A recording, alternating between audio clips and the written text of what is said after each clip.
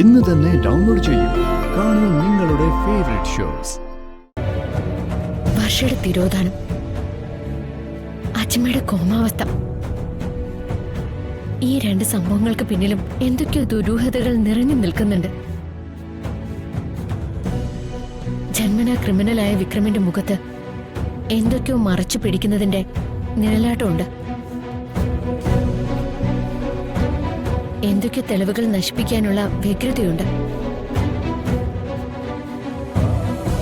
സംശയാസ്പദമായ സാഹചര്യത്തിൽ അച്ഛമ്മയുടെ മുറിയിൽ വിക്രം വന്നത് എന്തിനായിരിക്കും?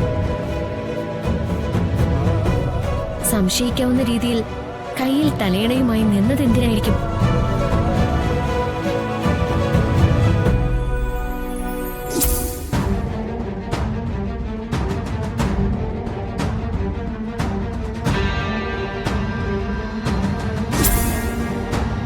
കോമാവസ്ഥ വിട്ട് റിയാക്ട് ചെയ്യാൻ തക്കമുള്ള എന്ത് സംഭവമായിരിക്കും അവിടെ നടന്നത്?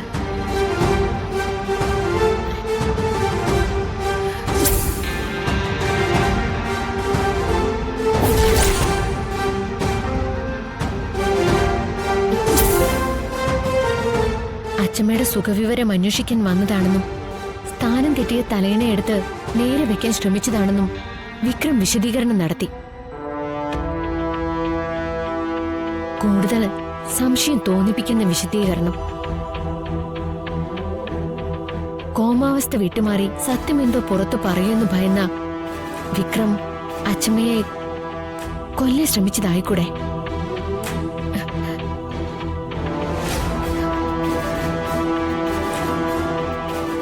കുടുംബാംഗങ്ങളെയും കൂട്ടി വർഷയൊത്ത് ടൂറ് പോവാൻ മുൻകൈ എടുത്തതും വിക്രമാണ്.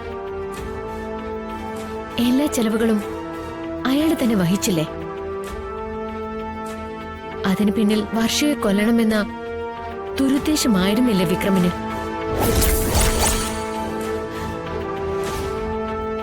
വർഷ ആത്മഹത്യ ചെയ്തതല്ല, വിക്രം അവളെ കൊന്നതാ.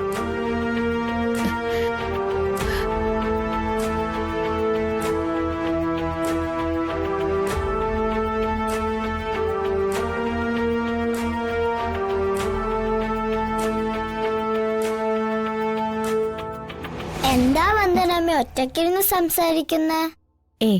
ഒന്നുമില്ല മോളെ. അല്ല, എന്തോ ഉണ്ട്. ദിയമോളോട് പറ, ഞാനും കേക്കട്ടെ. ഒന്നുമില്ല മോളെ. എനിക്ക് വേണ്ട. ഈ ഇടയായിട്ട് വന്ദനമ്മ ദിയമോളോട് ഒന്നും പറയാറില്ല. പരസ്നേഹം കുറഞ്ഞു തുടങ്ങിയെന്നൊരു സംശയം. അങ്ങനൊന്നും പറയരുത് മോളെ. വന്ദനമ്മ ജീവിക്കുന്നത് തന്നെ എന്റെ ദിയമോൾക്ക് വേണ്ടിയാ. മതി, ദിയമോൾക്ക് അത് കേട്ടാ മതി. വന്ദനമ്മേ, അച്ചച്ചൻ വിളിക്കുന്നു, എന്തോ കാര്യം പറയാനാ. ശരി മോള് വാ.